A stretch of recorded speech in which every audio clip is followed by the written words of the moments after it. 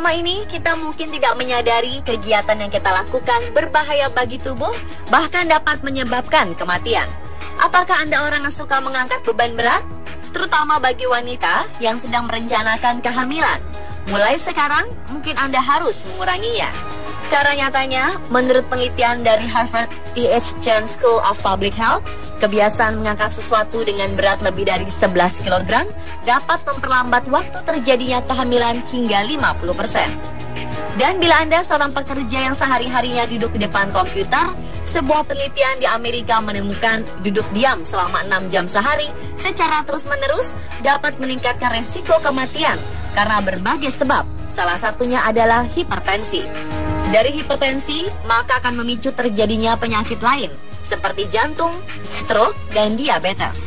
Beban berat lebih dari 11 kg dan duduk lama lebih dari 6 jam merupakan batas tubuh kita melakukan kegiatan yang jika dipaksakan akan menimbulkan beberapa penyakit bahkan kemungkinan kematian. Lalu apalagi yang menjadi batas hidup seseorang? Berikut kami rangkum 7 fakta kondisi kritis batas hidup versi On The Spot.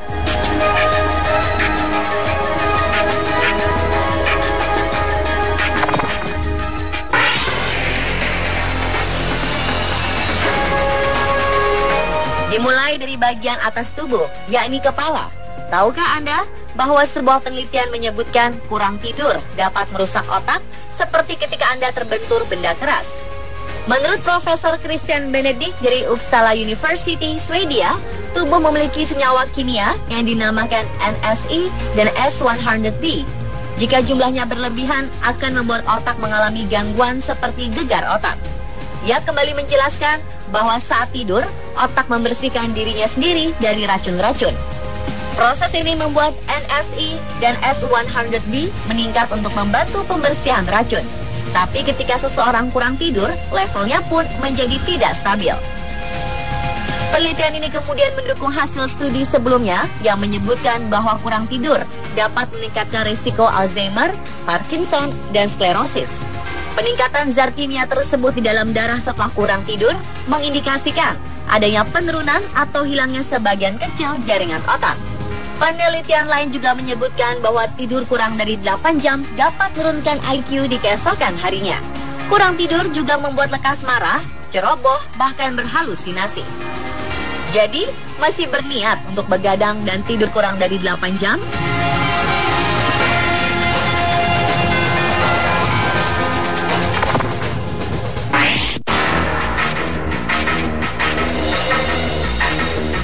Ternyata tubuh dapat bertahan 7 hari tanpa air. 66% tubuh terdiri dari cairan dan setiap sel hidup dalam tubuh memerlukan untuk tetap berfungsi. Air sendiri bertindak sebagai pelumas untuk sendi, mengatur suhu tubuh melalui keringat dan respirasi. Namun suhu, kelembapan, dan ukuran tubuh serta kesehatan individu bisa memperpanjang atau memperpendek waktu kelangsungan hidup tanpa air. Jika normalnya 7 hari, perkiraan itu akan lebih pendek jika dalam kondisi sulit seperti iklim panas.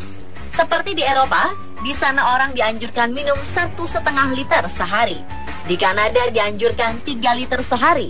Australia 2,6 liter. Meksiko 2 liter. Dan di Indonesia diperlukan minum 2 liter sehari. Keseimbangan cairan menjadi negatif atau terjadi dehidrasi jika cairan dalam tubuh menurun 2 hingga 6%. Lalu apa yang terjadi pada tubuh jika mengalami kurang minum? Menurut Dr. Fiastuti Wicaksono, gejala yang mudah terlihat adalah kulit kering, mudah lelah, mual, bahkan muntah. Jika tidak cepat diatasi, semua gejala tersebut dapat berubah menjadi kronik seperti gangguan penglihatan, sakit kepala, tekanan darah naik, terjadi pengentalan darah, hingga meninggal dunia. Jadi, jangan sampai kurang minum ya pemirsa.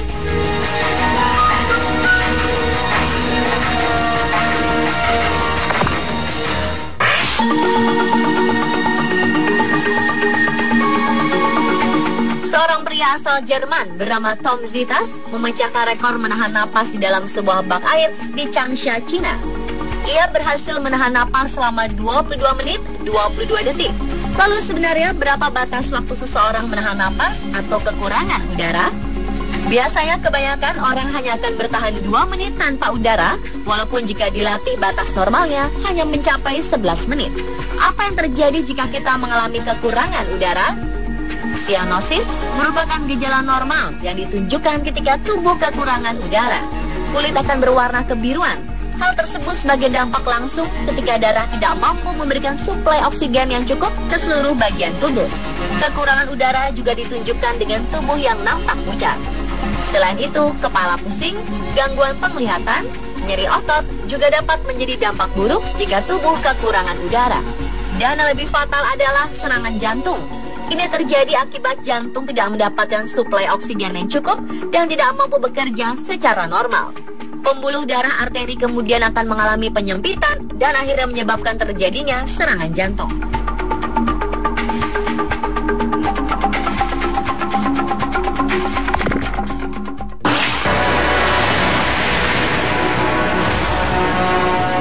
Suhu normal tubuh manusia berkisar 36,5 hingga 37 derajat Celcius.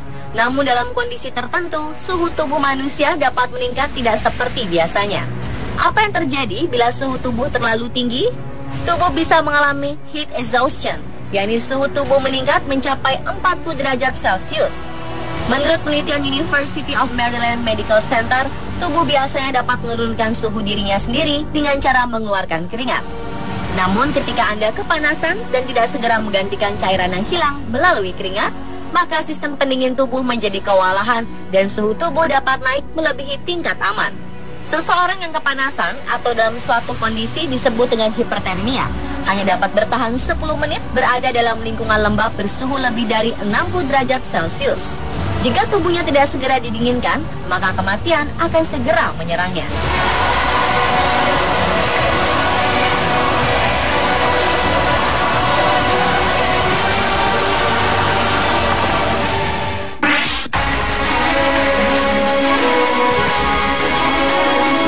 Secara fisik, manusia dapat menahan lapar hingga 8 minggu dengan catatan masih mengkonsumsi air. Tapi jika kondisi fisik orang tersebut baik, maka dapat bertahan lebih lama lagi, bahkan hingga 10 minggu. Tubuh menyimpan energi dalam bentuk lemak, karbohidrat, dan protein. Biasanya tubuh akan menggunakan cadangan karbohidrat terlebih dahulu, lalu protein, dan terakhir menggunakan lemak sebagai asupan energi. Selain cadangan makanan dalam tubuh, metabolisme dan iklim pun berpengaruh. Orang dengan metabolisme yang lebih lambat cenderung memiliki rasa kenyang lebih panjang karena tubuh akan menyesuaikan diri dengan kondisi yang ada. Sedangkan jika berada dalam iklim yang dingin, maka tubuh akan lebih cepat membakar energi sehingga membuat orang cepat merasa lapar. Seperti dikutip dari situs How Stuff Works, pada beberapa kasus tertentu di mana seseorang memiliki kondisi tubuh yang tidak baik, maka kemungkinan orang tersebut hanya bisa bertahan tanpa makanan selama 10 hingga 14 hari saja. Orang yang mengalami kelaparan tingkat tinggi ditandai dengan halusinasi, kejang-kejang, detak jantung yang tidak beraturan, serta tidak berfungsinya organ-organ tertentu.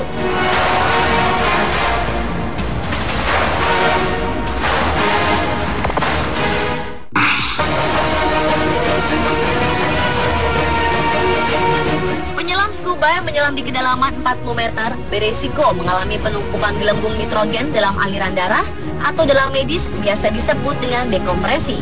Akibat dari kondisi tersebut, maka timbul gejala yang mirip sekali dengan stroke, seperti mati rasa, kelumpuhan, bahkan kehilangan kesadaran yang bisa menyebabkan meninggal dunia.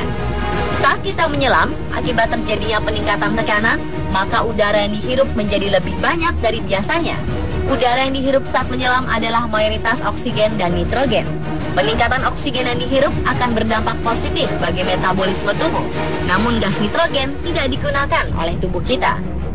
Maka akibatnya gas nitrogen akan terakumulasi di dalam tubuh penyelam sesuai dengan durasi dan kedalaman penyelaman. Dengan kata lain, semakin dalam dan lama kita menyelam, maka akumulasi nitrogen di dalam tubuh penyelam akan semakin banyak. Untuk mencegahnya, jangan menyelam terlalu lama dan tidak terlalu dalam. Serta naik perlahan-lahan setelah menyelam, maka nitrogen tidak akan menjadi masalah. Terutama bagi pemula, diharapkan supaya lebih berhati-hati ya, dan selalu mematuhi standar prosedur yang telah ditetapkan.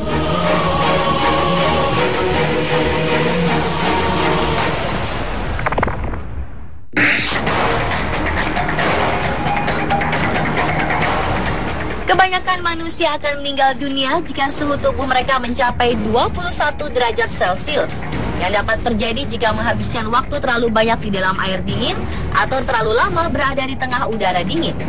Kedinginan atau biasa disebut dengan hipotermia, yakni suatu kondisi di mana mekanisme tubuh untuk pengaturan suhu kesulitan mengatasi tekanan suhu dingin. Tubuh manusia mampu mengatur suhu pada zona termonetral, yaitu antara 36,5 hingga 37,5 derajat Celcius. Di luar suhu tersebut, respon tubuh untuk mengatur suhu akan aktif menyeimbangkan produksi panas dan kehilangan panas dalam tubuh. Gejala hipotermia ringan, yakni pada suhu 34 hingga 36 derajat Celcius, dapat dikenali dengan kulit menjadi sedikit berwarna abu-abu, detak jantung melemah, tekanan darah menurun, dan terjadi dikontraksi otot sebagai usaha tubuh untuk menghasilkan panas. Pada penderita hipotermia sedang, pada suhu 30 hingga 34 derajat Celcius, detak jantung dan pernapasan akan melemah hingga mencapai hanya 3-4 kali bernapas dalam 1 menit. Dan pada penderita hipotermia berat yang suhunya mencapai di bawah 30 derajat Celcius akan tidak sadarkan diri. Badan menjadi sangat kaku, pupil mata mengalami dilatasi, terjadi hipotensi akut, dan pernapasan menjadi sangat lambat. Untuk kondisi berat, mereka juga rentan untuk menjadi koma. Lalu bagaimana penanganannya? Pasien dengan hipotermia ringan dapat diterapi langsung dengan melepas atau menjauhkan benda atau zat yang mendinginkan. Kemudian diberi penghangat seperti handuk atau selimut. Sementara pasien dengan hipotermia sedang dan berat memerlukan perawatan khusus di rumah sakit berupa rewarming atau peningkatan kembali suhu tubuh.